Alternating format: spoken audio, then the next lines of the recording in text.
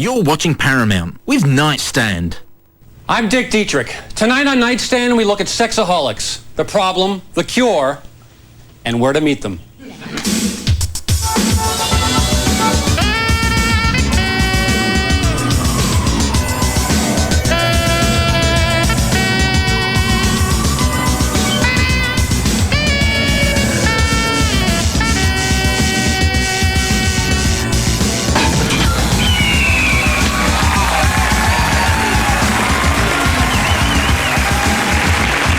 Stay with me, we're almost out of time already.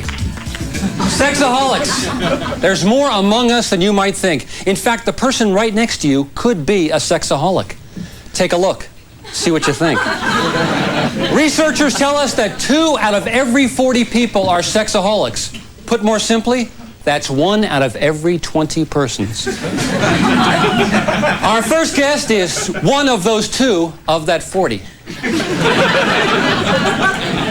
Her name is Amanda, but that's not her real name. We called her that because, well, I always liked that name. Amanda had it all. A thriving career, a glamorous lifestyle, expensive cars, superficial friends, everything we all strive for. But an addiction to sex ruined it for Amanda. Tell us how. Well, Dick, in my case, it took over my life and ruined a very lucrative career as a dentist. That's neat. Now, Amanda, did you always have this abnormal desire for sex? Yes, I did, but I always thought I had it under control until one day I was getting a patient ready for a root canal. And there he was, gassed out, vulnerable, totally at my mercy.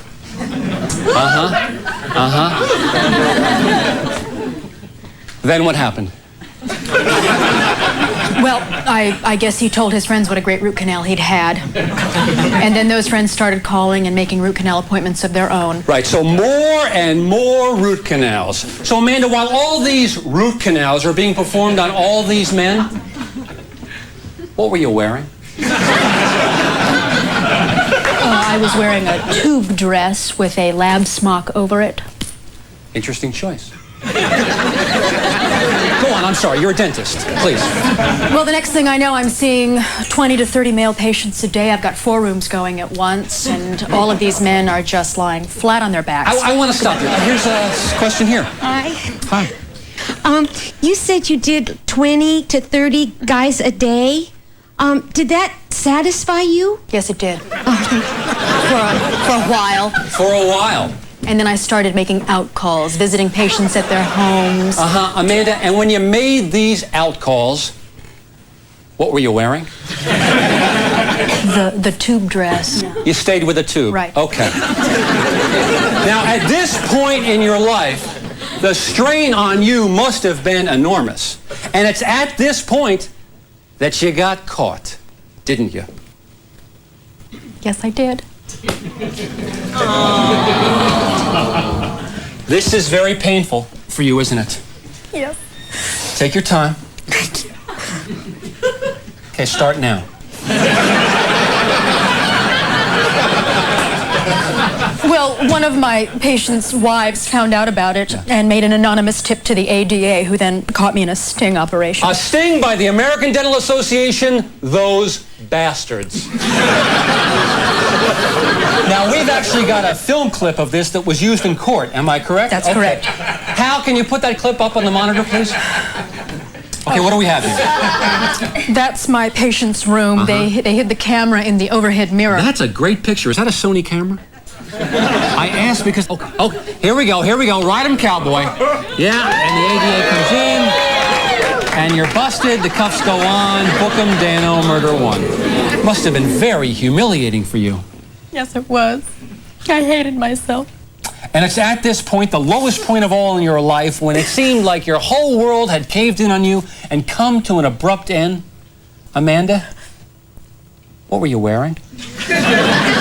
A bright orange prison jumpsuit. So you lost the tube? That's right. But you're in recovery now. Yes, I am. And Dick, the most important thing that I really want to say about recovery is that we want to talk about that. We do. We're going to try to find some time. Our next guest is Bob, but we're going to call him Jim. Jim is also a sexaholic who says he's made it with over 12,000 women. He also says it's not his fault because he was born this way. Folks, you want to meet Jim? Yeah! Come on out, Jim!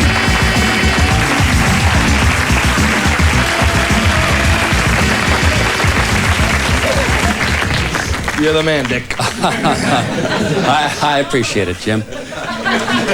Jim, I don't mean to pry, but 12,000 women, how many times a day do you have sex? At least 8 times a day, Dick. 8 times a day? That's about once every 4 hours. That's a lot of sex. Hey, I'm sick. I need help. Oh, here's a question here.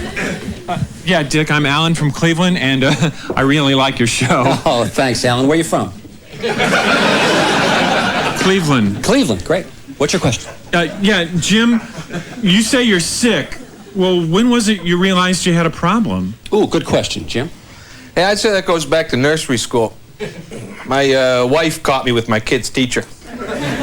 You actually did it with your child's preschool teacher? Hey, I'm sick. I need help.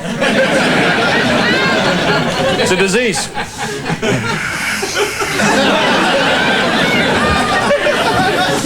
I'm sick. I need help. It's a disease. Come on, Jim. Do you ever think that just maybe you're using this claim of sexaholism as a thinly veiled excuse to cheat on your wife? Absolutely not. Had to ask. It's like I told my wife. This is not about the nursery school teacher. This is not about the waitress. This is not about that Filipino broad down at the photo mat. This is about me. I'm the victim here. I'm sick. I need help. Maybe, maybe not. Somebody who doesn't agree with you is here tonight, Jane Austen. Jane, you want to stand up, please? Jane is the founder of a group of unrepentant sexaholics called Slut Nation. Is that right, Jane? Absolutely right, Dick. Our motto is just say yes. Just and I take it you don't agree with what you've heard so far from our panel. Not at all. I mean, that dentist there, what's she sorry about? 20, 30 men a day. Heck, for us, that's foreplay. Penny for my thoughts. Now, Jane, you're still an active sexaholic. For our audience's benefit, what's a typical day like for you, Jane? Typical? Well, usually I wake up and then introduce myself to the person next to me. And then we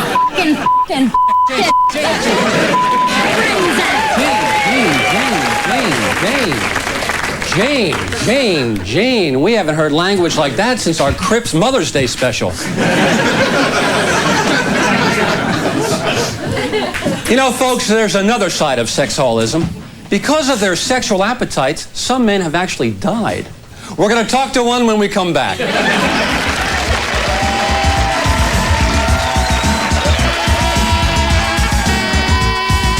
Do you or someone you know have extra body parts? You could be a guest on Nightstand. Call 1-800-GO-DICKIE.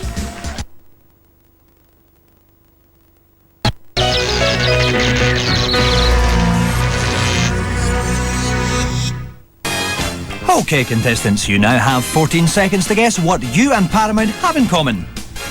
Dr. Katz. Bedwetting. Therapy. Contact lenses. Wrong. Lounge lizards. Superior endurance in bed. Baywatch. Silicone. Here's a clue.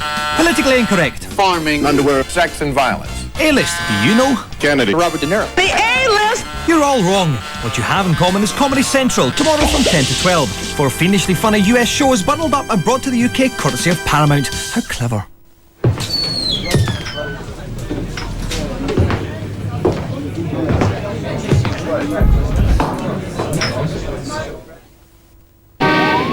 Okay, you're gonna love this guy. Runs like clockwork. Time? 0620. He's finishing breakfast, and right now he's heading for the shower. 0621, he's in the shower. 20 Celsius, 53 seconds. 0622, he brushes his teeth. 20 strokes. Is it the crispy golden flakiness, the lightly sweetened honeyness, or the flaky hint of nuttiness that makes Kellogg's Crunchy Nut Cornflakes so irresistible? 0625, he's at the door. You can set your watch by him. Kellogg's Crunchy Nut Cornflakes. The trouble is, they taste too good.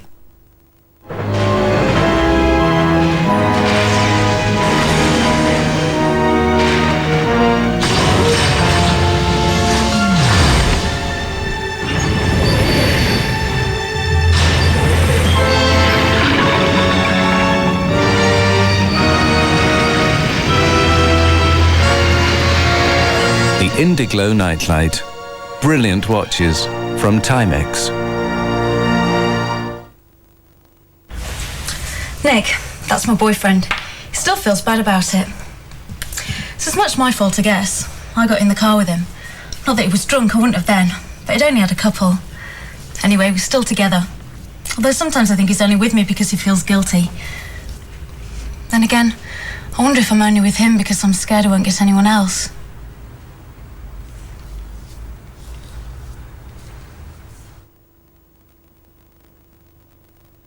The Apricot range of multimedia PCs from Mitsubishi bring you stunning 3D graphics, a mind-blowing sound system, and the Intel Pentium processor. They also include a really fast internal modem and 2 hours free internet access every month for a year, with email, of course, for those crucial corporate communications. Get in front. Get in front of an Apricot from Mitsubishi.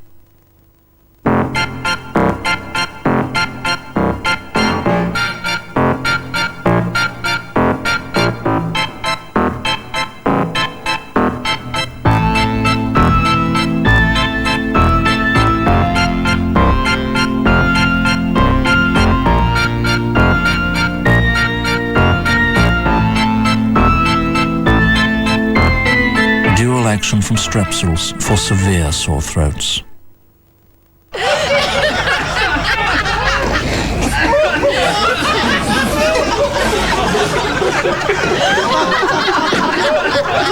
Come on, Hooch, tell us another one.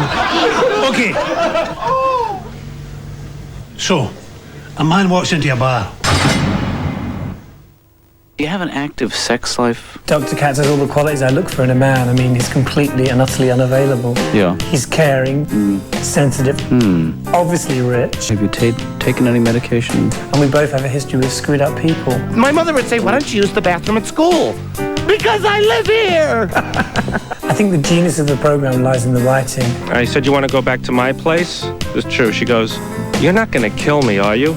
Dr. Katz uses real comics to portray the foibles and quirks of real-life people. Like, if I am, I'm going to be honest about it? I'm going to go, yeah, no, I may kill you, I may not, I'm not sure. Because of this, it manages to be both disturbing and hilarious. Kind of tired. I think I'll just wound you. A bit like my life. It's kind of like The Simpsons meets Creature Comforts. Fred, I don't know how I'm going to tell you this. You're a homosexual. It's kind of a healthy addiction. I can't get enough of it. I couldn't believe it. I was shocked. I said, why? He said, because you're thin.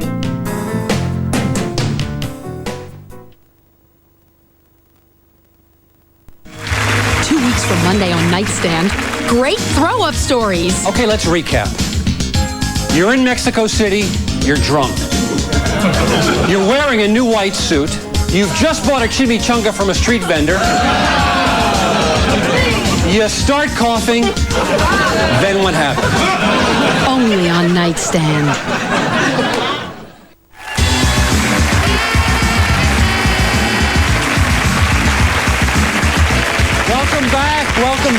Welcome back. Our topic tonight, Sexaholics, the problem, the cure, and where to meet them.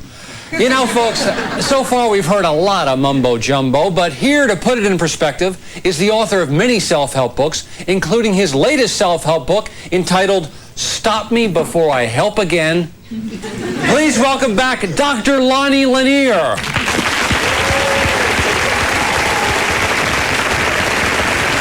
Dr. Lonnie, welcome back to Nightstand.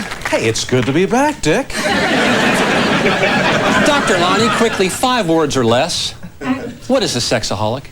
Well, Dick, a sexaholic is someone that is so into their own sexual gratification that they have no regard for anyone or anything else. Last I heard, that person was called a man.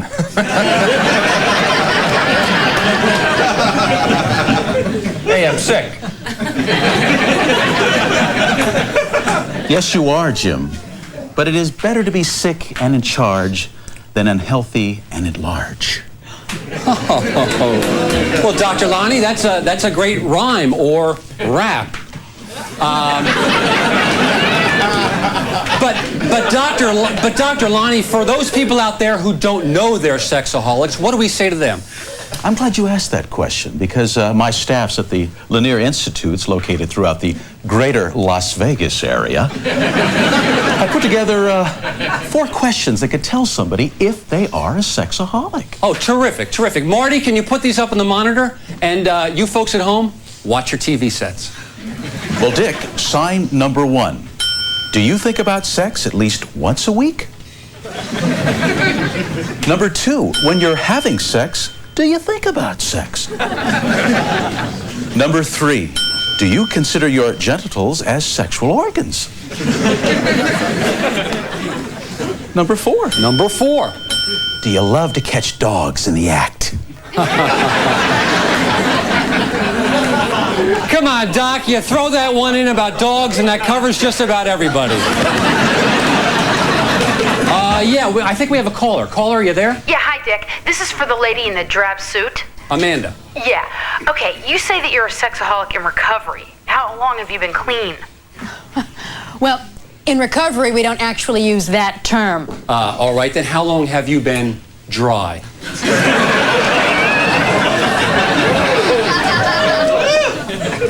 Eight months. 8 months.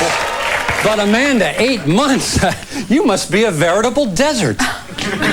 Don't you find yourself missing the action? No, not at all. It was a sordid lifestyle. Oh, yeah, right. Uh-oh, Jane is up and at him. What do you have to say, Jane? You know you still want it, Ms. Mojave. Ouch, Amanda, that's gotta hurt. No, not at all. Just listening to her makes me realize how sad and desperate I used to be. Ooh. Well, at least my men fell asleep after sex, not during it. Your serve, Amanda. That's just a pathetic cry for help. Pathetic, huh? Does this turn you on? Does that get you all hot and bothered? Does it, you sick slut? Who you calling sick? You dried up hag? Hey, you two aren't gonna fight now, are you?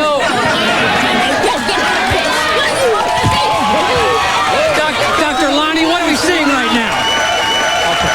We're seeing a lot of anger here, and we should break this up. Well, that would be one thought, but another thought might be to keep it going. Audience, what do you say? Let them go? All right, folks.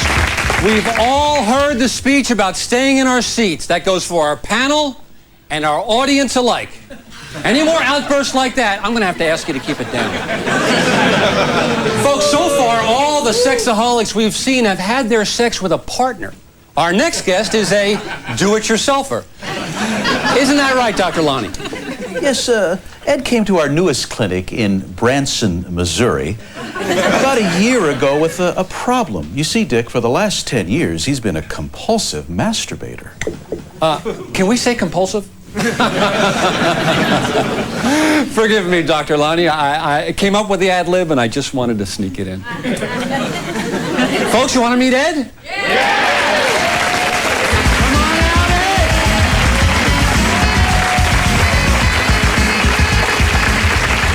Welcome to... Ouch. Quite a grip there, Ed. Oh, no, people, no. All right, Ed, what is your problem? Well, I'm a compulsive masturbator. Now, I see Jim laughing and a few smirks from our audience. Doc, what are we talking about here? We're talking about the guy who maybe loses control of himself when Baywatch comes on television? Well, in Ed's situation, his gratification is tied to his obsession with pornography, phone sex, and even computer sex. So you're a computer whacker. Hacker. Oh, people.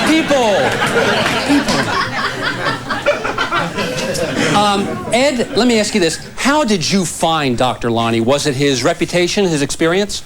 Actually, I saw one of his flyers on my windshield. But Ed came to me because he wanted to change his behavior, and the first step is admitting to his wife that he has a problem. Which is exactly why we invited Ed's wife down here tonight. In fact, she's backstage right now in a soundproof booth. She thinks she's here for one of our $20 makeovers, so this ought to be good. All right, Ed is facing a big moment in his life. How will Ruth Ann react? Will she think her husband is a perverted, disgusting canker sore on the epidermis of humanity? Or will she say, hey, that's cool. We'll find out right after this. On some upcoming nightstand, tempers fly as the guests take off more than their gloves. Why should I be embarrassed about being a nudist? You know, you're right. I have to admit, it is comfortable.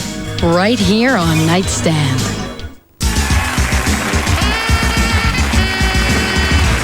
Here's the situation. Ed is a chronic masturbator. His wife, Ruth Ann, is backstage in our soundproof booth thinking she's here for a makeover. Ed is just about to tell her his problem as his first step on his road to recovery. You want to meet Ruth Ann? Here she is. Hi, Ruth Ann. Welcome to the show. Did you get something to eat on the catering truck? Yeah, I had a breakfast burrito. Ooh, tangy. Here, we're just going to go this way. I love your show. Oh, thank you very much. I love you. Well, you know, people say that I never know whether to believe them or not. Oh, I mean it. Okay. Well, here we are. Ruth Ann, ladies and gentlemen.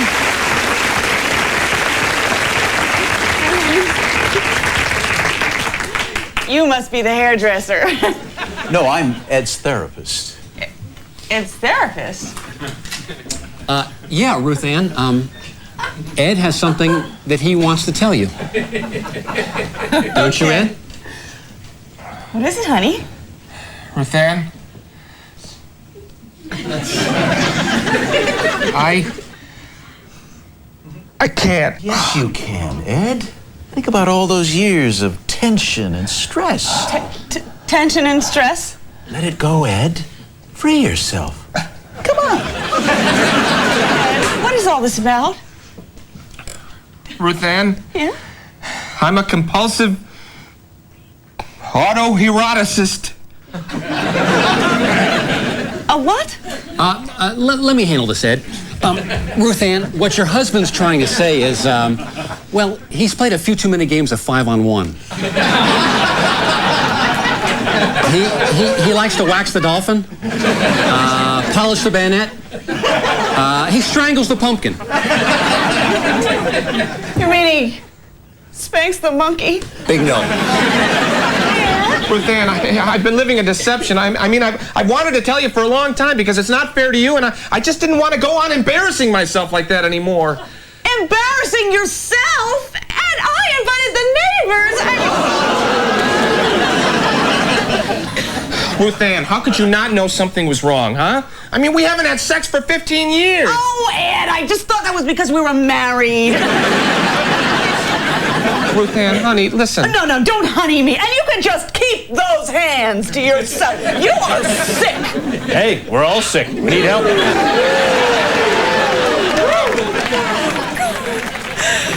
Oh, this is humiliating. Honey, let's go home. I'm not going home with you. You're sick. You're right. He is sick. You deserve to be treated like a doll. And dress you up like Barbie. Who are you? Bob. You can call me Jim. Well, Ed, it's been quite a day for you. Frankly, you've bared your soul and humiliated yourself in front of 30 million people. Your wife now seems to be attracted to a man who looks a lot like Peter Lorre. Well, we got lucky tonight, folks. We helped somebody. But you know, Ed, you did most of the work. Give yourself a hand. Oh, people. Well, I'm exhausted. And if you're anything like me, you're thinking about a big drink and a cigarette right now. But instead, I'm going to finally give myself a chance to say something. Could we bring down the lights? You know, folks, tonight we learned what extremes these desperate examples of humanity will go through for a few moments of pleasure. But when you add up those moments, they soon become minutes, and the minutes become hours, the hours become days, the days become weeks, the weeks become years. Years of incredible pleasure. Is that what you want? You make the choice. Stay tuned, there's more Nightstand. What's that expression? Coming your way.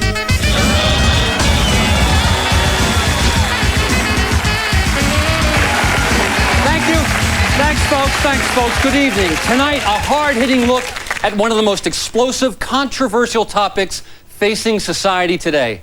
That topic? Dating. We call our show, Will I Ever Find My True Love? Or, Help Me Find a Date, I'm Tired of Paying for It. The bottom line, though, is dating is a problem, even for a high-profile television personality like me. It's true. So I pulled my personal ad from the Manila Times, and I signed up with one of these high-tech computer dating services. Then we took the Nightstand cameras along, as yours truly did a little cruising on the introduction superhighway. I'm Dick Dietrick, and I need a woman.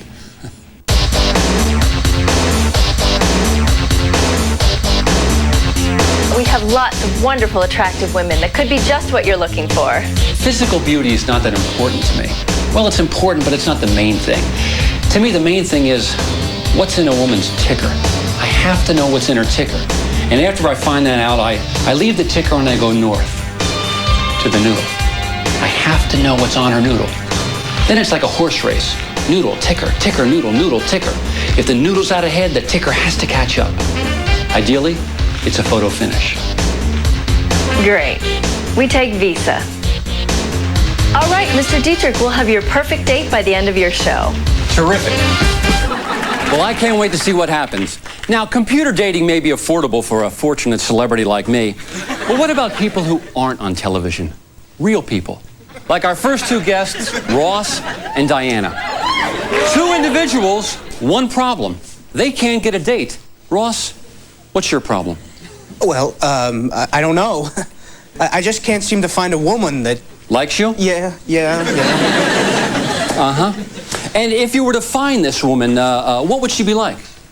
Well, I'm just looking for a woman who's kind and generous, cares about people, likes to have fun. I noticed you didn't say one thing about physical qualities. Perhaps you're putting too much emphasis on personality and character. Well, she doesn't have to be great looking. Well said. So if you were to find this unattractive woman, what would you want to do with her? Oh, well, I like to go for long walks on the beach, and I like to snorkel. and if she's a connoisseur of fine wines, well, all the better. Hey, we all need somebody to drink with. Okay, switching over to Diana. Diana, what kind of a dude are you looking for? Well, I'm looking for a gentleman. Low-key, low maintenance. He doesn't have to be great looking. He likes taking long walks along the beach and candlelight dinners at restaurants that are... Maybe with a nice bottle of Bordeaux? A Chateau Margaux. A vintage 1985? Excellent! Hey, people, cut the chit-chat. We're trying to find you dates, huh? Yeah, I think here's a question. Oh, now this is what a successful date can lead to. When's the little bundle due? I'm not pregnant, Dick. Are you sure? I thought I felt a kick. Anyway, what's your question? Sorry. I have a question for the lady. What have you been doing lately to meet men? Easy. I would have gotten there. Diana, what have you done lately to meet men? Well, I joined the health club. I'm in the church choir. I've even put personal ads in all of the newspapers. I'm down to the recycler. I'm considering moving to the South and dating relatives. Trust me, Ross, that doesn't work. Well, it's a shame that two nice, decent people like you can't find dates. But fortunately, we have just the person who can rectify the situation. She guarantees that she'll find you the perfect match, or she'll get you to lower your standard. She's the author of the I Hate to Date book, and this is her newest effort entitled I Can't Stand Dating. So let's meet Maddie Gelman. Give her a hand. Maddie, welcome to the show. I'd go to Bosnia for you, Dick. Now, Maddie, you've been backstage listening to the show, figuring out Diana and Ross's problems. What's going on? Don't ask. Maddie, if I don't ask, I don't have a show. You're so smart. You got some noodle. Maddie, stay away from my noodle.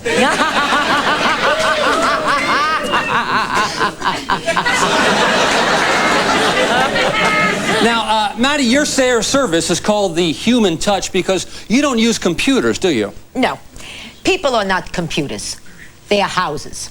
And the problem is, most people spend too much time on the exterior when we do most of our living in the interior. So you're like an interior decorator for the heart. Oh, Dick, oh, if I were only 5 years older.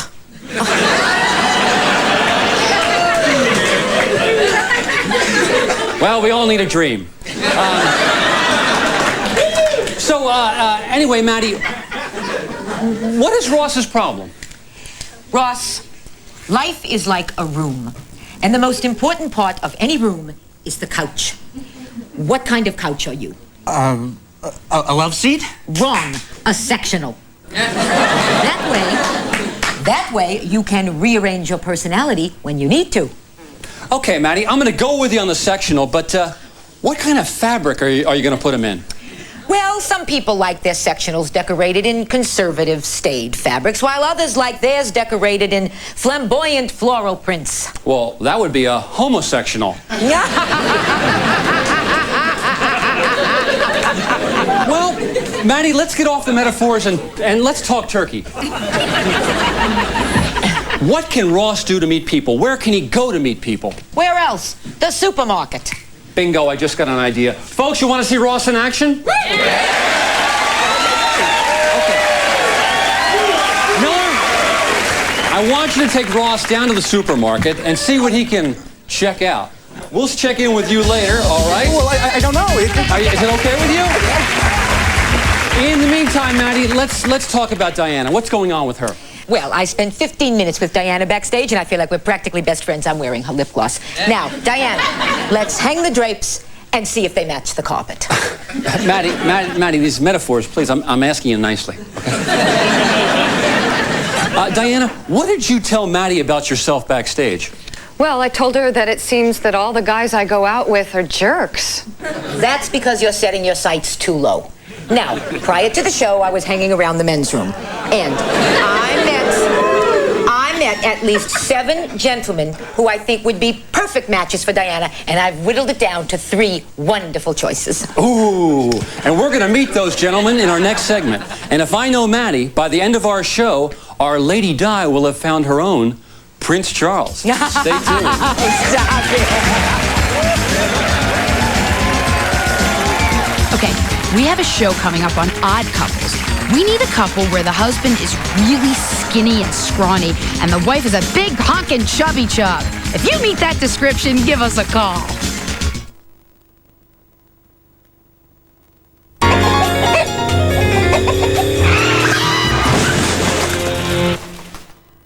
Beautiful 2-bedroom flat, well furnished with antiques. Oh, what a shame it's got damp and there's a leper living downstairs. Desirable location. In Chelsea. I'll take it. I'll take it. To suit professional persons. Mammy, tear down those curtains and make me a dress.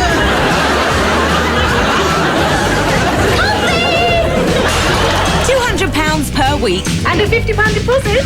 For more information, watch Girls on Top. Weeknights 10:30 on Paramount. So, come on! Okay, let's hit it! Where to go, Daddy-O! With National Lottery Instants, you could win £1,000.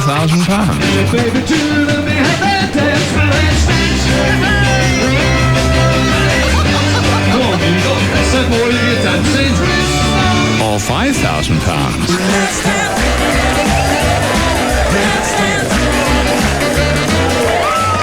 Or maybe just cost £100.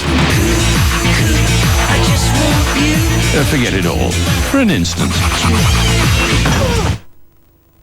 Ad men are always on at me to liven up my advertisements for John Smith's Extra Smooth Bitter. They don't think it's enough to talk about its extra smooth taste. What we need's a bit of action, Jackie. They just don't get it, do they? Well, I told them straight. No gimmicks, no dancing ladybirds, and definitely no penguins. Just me in a pub with a pint of John Smith's Extra Smooth. Pure silk in a glass. So if this is a bit dull, you can blame me. Cut it. That was nice, Jack. So you're going to put the pub background in afterwards? Yeah, that's right, Jack. Yeah, we're going to put it in later. Would you buy a pair of shoes without trying them on? Or a car without driving it? Then why buy a vacuum on blind faith? Hi, I'm David Orrick, maker of the amazing 8-pound Orrick vacuum, one of the lightest full-size upright available today. Try the 8-pound Orrick in the comfort of your own home for a 15-day home trial with no obligation. The Orrick XL has its own filtration system that captures dust and even microscopic particles the eye may not detect. Find out why over 1 million of my 8-pound uprights are used in the world's finest hotels, airports, offices, and homes. And the Orrick is built to last. The 10-year housing guarantee will cover you well into the next century. So why not try the Orrick XL in your own home for 15 days? The only thing you have to lose is the hidden dirt the Orrick will discover in your carpets. Call 0800 444 833 for your free Orrick XL information pack and details of a 15-day home trial. That's 0800 444 833.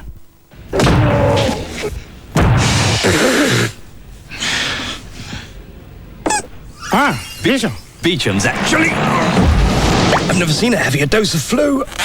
You should be in bed with Flu Plus, Beecham's new extra strong lemon drink. Behind that soothing lemony taste, there's enough strength to tackle your worst cold and flu symptoms. Thank you, Beecham. Call me Beachy. Flu Plus certainly helped him come out fighting. Sayonara. Beecham's Flu Plus, our new flu fighter.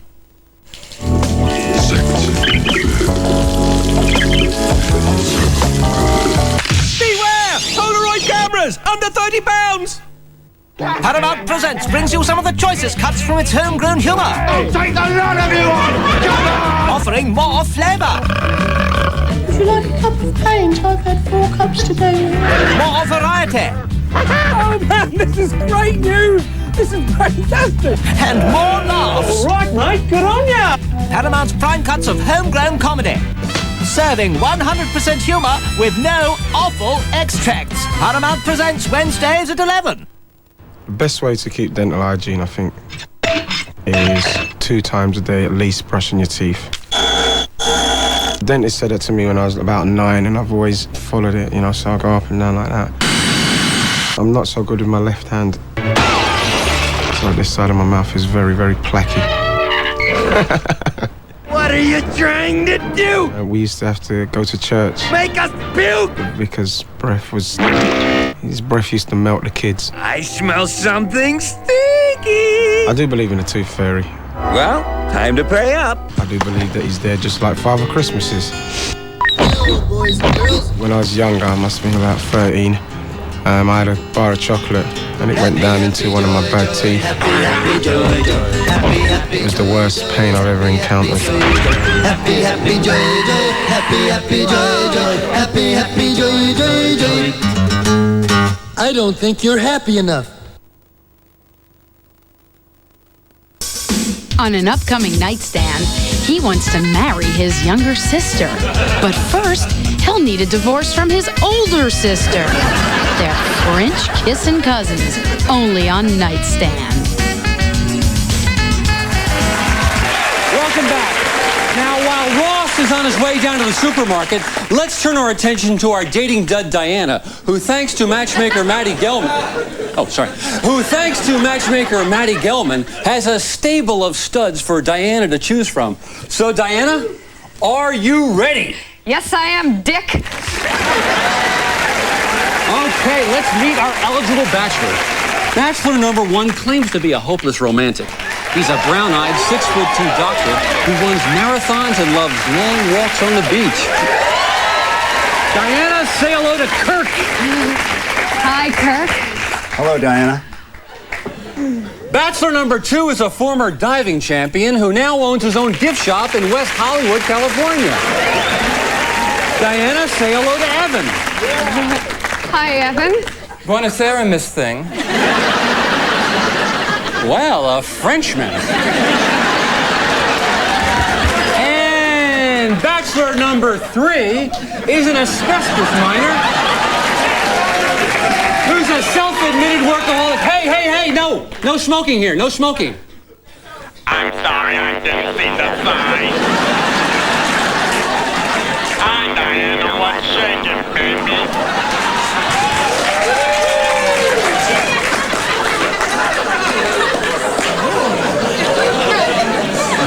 All right, Diana, here's how it works. You ask each of our eligible bachelors a question, and then based on their answer, you're gonna choose yourself a winner, all right? What if I've already decided which one I want to go out with? No. Give him a chance. I went to a lot of work for this. Go ahead, Diana. Just ask away. Have fun with it. Okay. Number 1. What would be your description of a perfect date? Ooh, good question. Well, Diana, we'd go to a movie. No, wait, on second thought, bag the movie. I'd rather just sit with you in front of a roaring fire and spend some time getting to know who you are. And then if you're amenable, gently kiss your lips, but only if you're ready.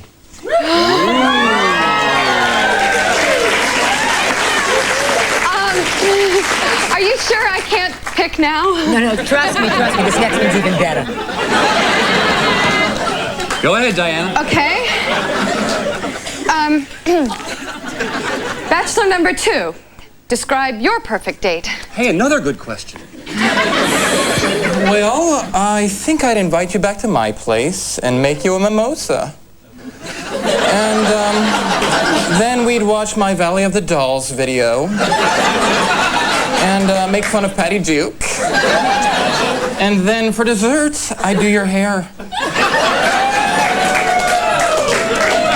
I'd love that date. Hello, Mr. Perfect.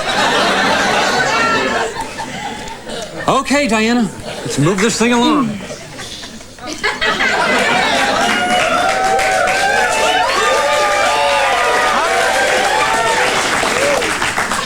Bachelor number 1.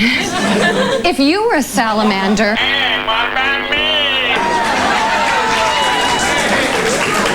All right. Number 3. What would be your perfect date? Long walks on the beach. Quiet conversation. And I love Tony Roma's on karaoke night.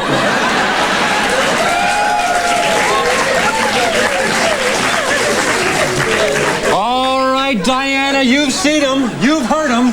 The moment of truth is near. So, what do you think, audience? 1, 2, or 3? They're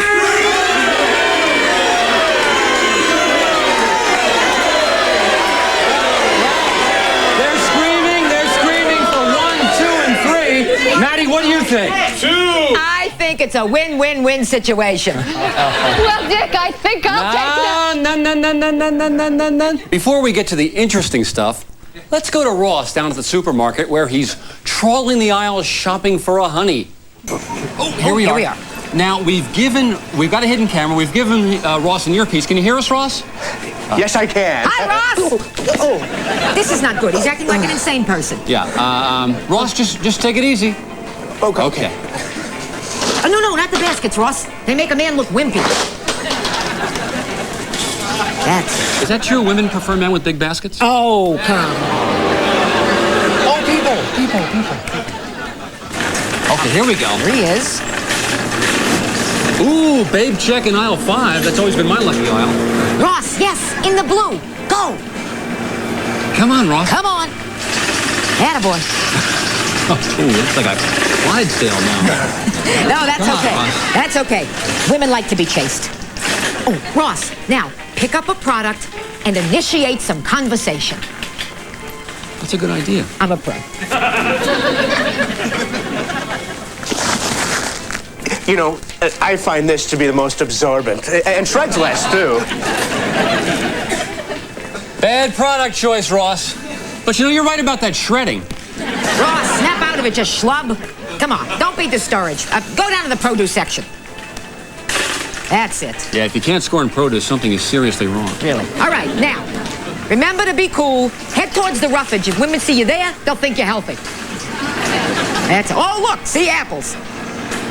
Okay. Uh-oh, brunette at 5 o'clock. 5 o'clock, Ross. Buy the eggplants. What is he, retarded? I mean, I can't work miracles here. I'm sorry, Maddie. Just try to talk him in. All right, okay, you got it now. Move in close. That's it. Very casual. Very casual. Be cool. Don't look too needy. Look like you belong there.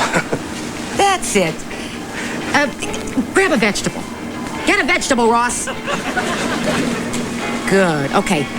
Feel it like you know what you're doing. Oh, put the vegetables down. Prepare to make some small talk. Go ahead. That's it. Excuse me, are cucumbers better when they're soft or hard? I'm not sure. You might want to ask the manager. Ross! Now she's getting away too. Say something! Say something, Ross! Hey, lady! Nice melons! I can't work with this schmendrick. No. Hey, Ross, listen, we're going to call it a day, huh? But while you're down there, could you pick me up some brown over-the-calf socks? And a carton of Marlboro Lights. Oh, boy. Well, you tried, Maddie. You can't eat breakfast off an end table. You know what I mean? Not in the slightest. Okay, we struck out with Ross, but we've still got hope for Diana. So, Diana, the question of the evening, who's it going to be? Kirk, Evan, or Bachelor number 3? Now, Diana, I want you to take your time. Number 1! All right, Kirk! There you go! Congratulations, you two! Nightstand is sending you on the vacation of your dreams. 2 nights and 1 day at the world-famous Capazon Indian Reservation, home of Native American bingo. Or as I like to call it, Geronimo's Revenge. Kirk, what do you have to say? Out of town. I'm not quite sure how I'll explain that to my wife. But maybe we could go to your place. Ooh. Wait a minute, I'm not gonna date a married man. Absolutely not. Kirk, out of here, to the shower. I'm sorry, I forgot to ask. Okay, Diana.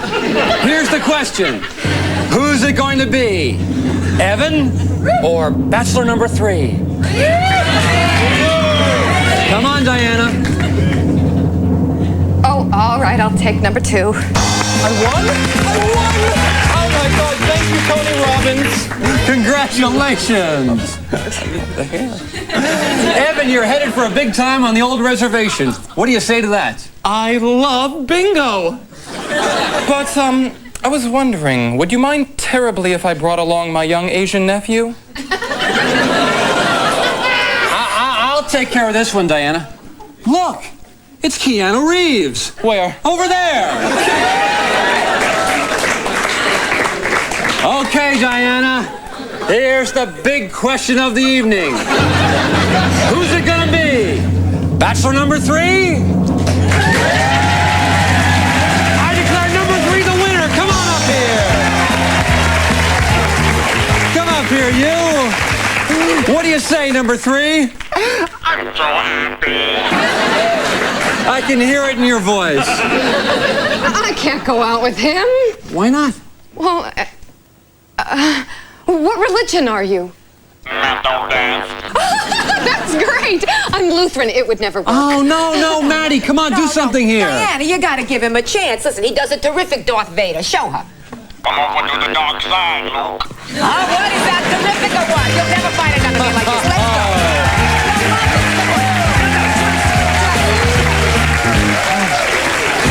Well, romance-wise, we've won 1 and lost 1 tonight. It's time for the tiebreaker. And as you remember at the top of the show, I filled out a computer dating questionnaire. And now it's time to see just what the computer spit out. Computer date, reveal thyself. Welcome to the show. And you are?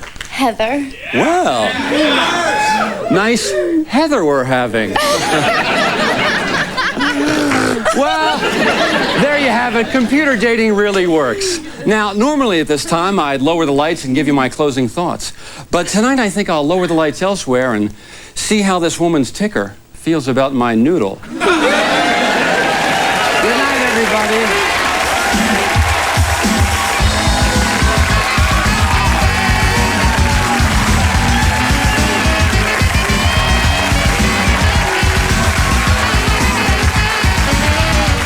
And as usual with Nightstand, Dick gets in at the end. I personally thought that was a pretty lame Darth Vader.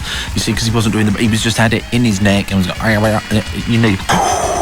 you need to do the breathing as well to do it properly, I think, for a decent Darth Vader. Next tonight on Paramount, Sledgehammer. You see, you have to do the breathing. You can't do the echoey bit.